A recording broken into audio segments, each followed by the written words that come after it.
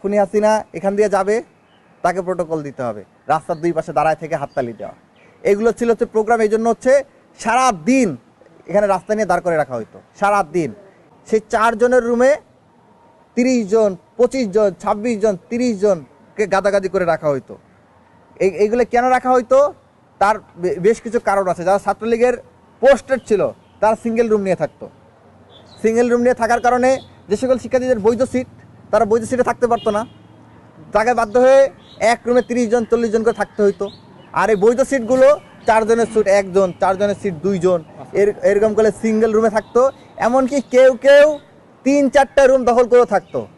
ছাত্রলীগের সাধারণ সম্পাদক ছিলেন, বর্তমানে জেলে আছেন, তানভীর হাসান সৈকত, যিনি জসিমউদ্দিন হলে একাই 3টা রুম নিয়ে থাকতেন। মানে তাদের ড্রাইভারও শিক্ষার্থীদের বৈধ সিটে থাকতো। 3টা রুম এমনভাবে দখল করে রাখতো। সেই এই বৈধ শিক্ষার্থীরা থাকবে কোথায়? সেই বৈধ শিক্ষার্থীরা থাকতো গিয়ে গণরুমে, এক রুমে 30-40 জনের রুমে। আর তাদের ড্রাইভাররাও থাকতো সিঙ্গেল রুমে। ছাত্রলীগের বিশ্ববিদ্যালয়ের একটা সাধারণ সম্পাদক, তার গাড়ি আসবে কোত্থেকে? সে গাড়িও আছে, গাড়িতে এবং তার ড্রাইভারও থাকতো সিঙ্গেল রুমে। আর শিক্ষার্থীরা থাকতো ওই 30-40 জনের রুমে। আর 30-40 জনের রুমে থাকতে হলে কি করতে হবে? ওই যে 12টা নিয়ম, 14টা রুলস যেটা দেখাইলাম, এই রুলসগুলো মানতে হবে এবং প্রত্যেককে বাধ্যতামূলকভাবে ছাত্রলীগের সবগুলো কর্মসূচি যেতে হবে। কর্মসূচি কি? কর্মসূচি শুনলে আপনারা হাসবেন। তৎকালীন মেইনস্ট্রিম মিডিয়ারা কেউ রিপোর্ট করতো না, এটা নিয়ে কেউ কথা বলতো না।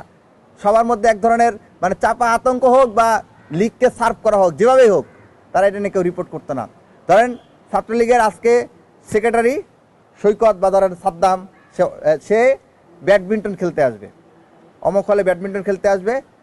তো সাদ্দামের রাজনীতি যারা করতে এই গ্রুপের, তাদের প্রত্যেকের কাজ হচ্ছে যদি 9টার সময় ব্যাডমিন্টন খেলে, 7টার সময় যে সেই ব্যাডমিন্টন করে চারপাশে গোল হয়ে বসা এবং দাঁড়িয়ে থাকা যতক্ষণ পর্যন্ত না আসবে ততক্ষণ পর্যন্ত বসে থাকা।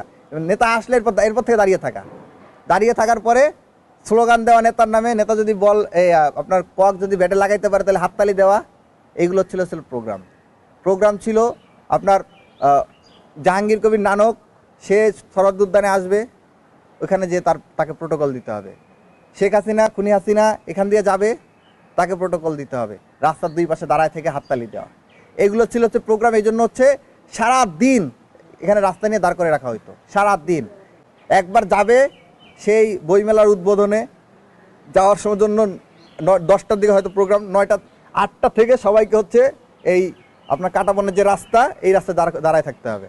8টা থেকে দাঁড়ায় থাকবে, একবার যাবে, যাওয়ার সময় একবার হাততালি দিবে, স্লোগান দিবে, আবার ওইখানে বসে থাকবে।